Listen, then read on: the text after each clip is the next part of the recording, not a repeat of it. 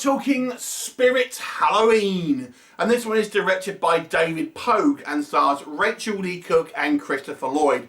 I say stars, they have very small roles and are the named talents, but ultimately it's a kind of a kids movie that stars kids and is made for kids. In a way, it reminds me a little bit of the older movie Embark, which was a kind of an early mockbuster of the success of E.T., and McDonald's kind of made their own version, basically produced their own version and had a movie that heavily kind of featured kind of McDonald's, and this kind of feels the same sort of thing. Obviously, Spirit Halloween is a chain of shops that kind of do Halloween paraphernalia and things like that, and they play a big part in this particular movie. Now, this movie is made for kids. It's made for, you know, air quote, families, although the primary audience here is clearly younger children. So we have to kind of factor that in when we're kind of watching a film like that. It isn't made for adults, really. I would imagine there's some adults that are going to watch it with their children, but obviously that's not the primary audience for this. So we do have to kind of remember that whilst we're watching a film like this. It's very much in the same vein as the kind of the Goosebumps TV series, books, films, that kind of thing. So kids who maybe have liked kind of Goosebumps may get an interest in this one, although it does seem somewhat kind of B-movie, to be honest with you. Anyway, what is the story? It focuses on this group of kids over Halloween who felt they're getting too old for Halloween. You know, they're kind of getting too old for trick-or-treating and things like that. I want to do slightly more, you know, teenagery stuff. But they decide what they're going to do, instead of trick-or-treating, is to break in to this local Spirit Halloween shop, which apparently doesn't have fire exits, if this movie is to be believed. But, you know, there you go. The more you know. Anyway, they're going to spend the night there and, you know, scare each other and stuff. However, this particular shop happens to be in the site of a curse that was done decades earlier, where an evil land developer, played by Christopher Lloyd at the beginning of the movie, was cursed and died and haunts this kind of this particular area. Now, what will happen? You'll have to watch the movie and find out. So, let us discuss Spirit Halloween. So, once again, a movie aimed for kids. Now, does it succeed in entertaining kids?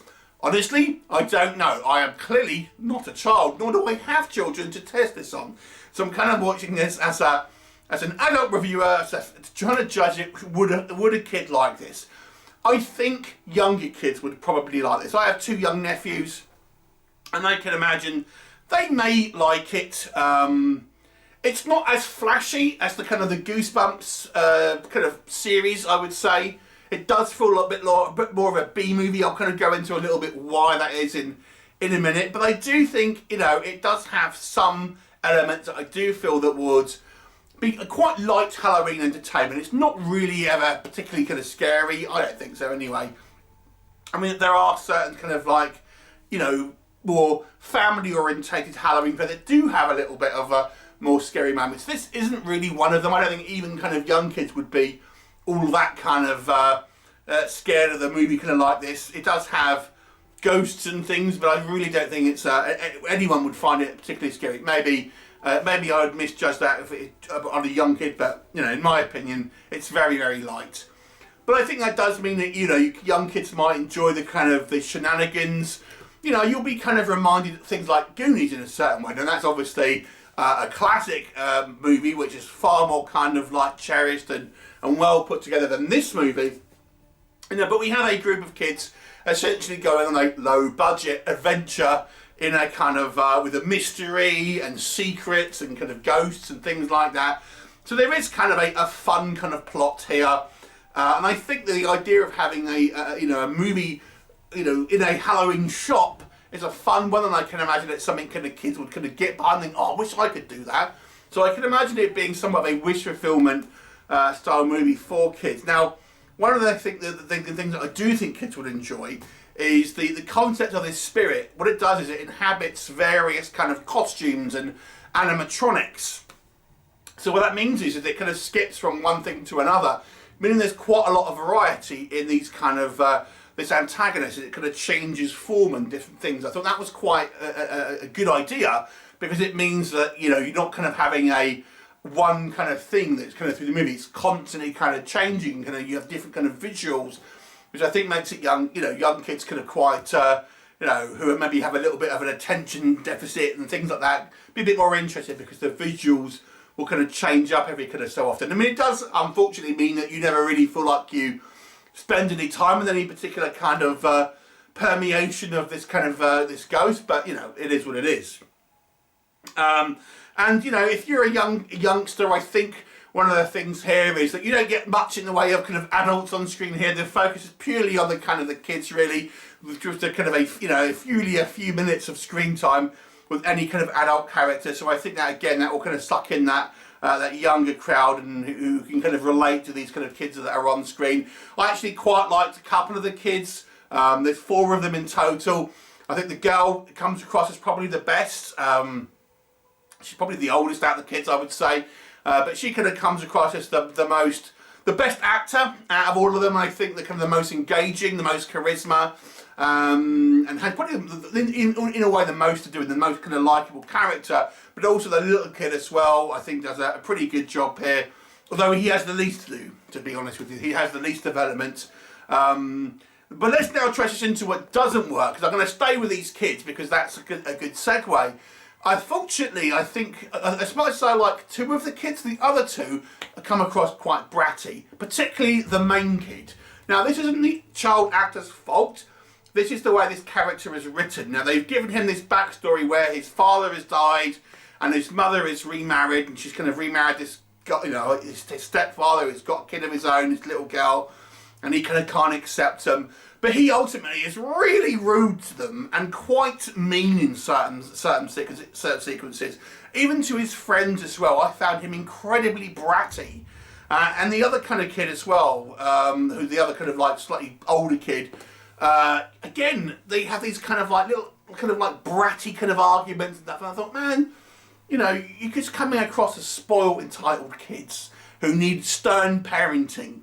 Now, maybe that's what I'm seeing as a 40-year-old man, when I'm kind of looking at this and thinking, man, these kids would, get on my tits, to be honest. But there you go. But they kind of seem quite bratty. They didn't seem particularly likeable children, in my opinion. Now, I understand that they want to have our main character go through this arc where he kind of learns to accept, his extended family and things like that. But I think they leaned a bit too hard into making him, quite frankly, a brat. The concept here, I feel, is an interesting one, but it feels very kind of cheap. If you look at, for example, the Goosebumps movie and things like that, it had a kind of a magical quality. This one feels very much like a kid's B movie. I mean, like when we get these kind of creatures and stuff that, as the ghost goes into these animatronics, it doesn't make them kind of look real. It's literally like the Halloween costume comes alive, so it looks like a Halloween costume. So ultimately, these kind of manifestations and these kind of constructs just look like Halloween costumes. So it really doesn't look all that impressive in any kind of visual sense. They plus it a little bit with a little bit kind of CGI glowing eyes and things like that.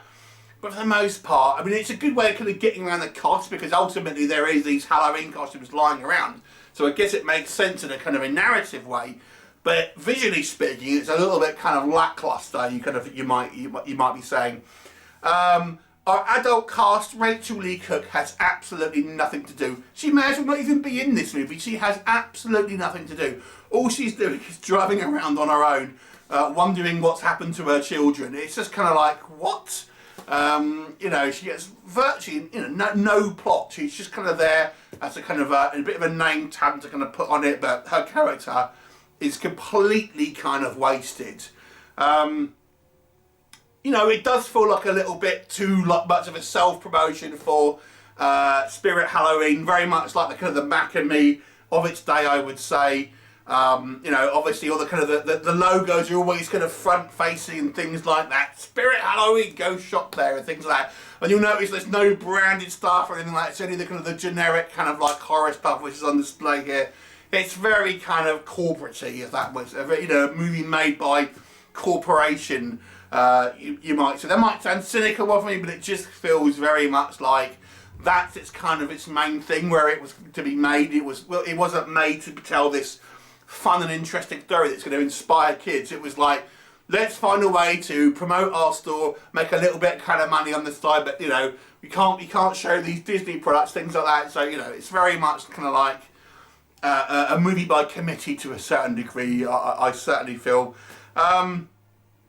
For an adult watching this, I've got to be honest with you, I don't think it really kind of like kept me particularly kind of engaged. And as someone who likes horror films and obviously grew up watching kind of like more child-friendly stuff, you know, some child movies and family movies still have things for adults. This one didn't. It's very much aimed squarely at a younger audience.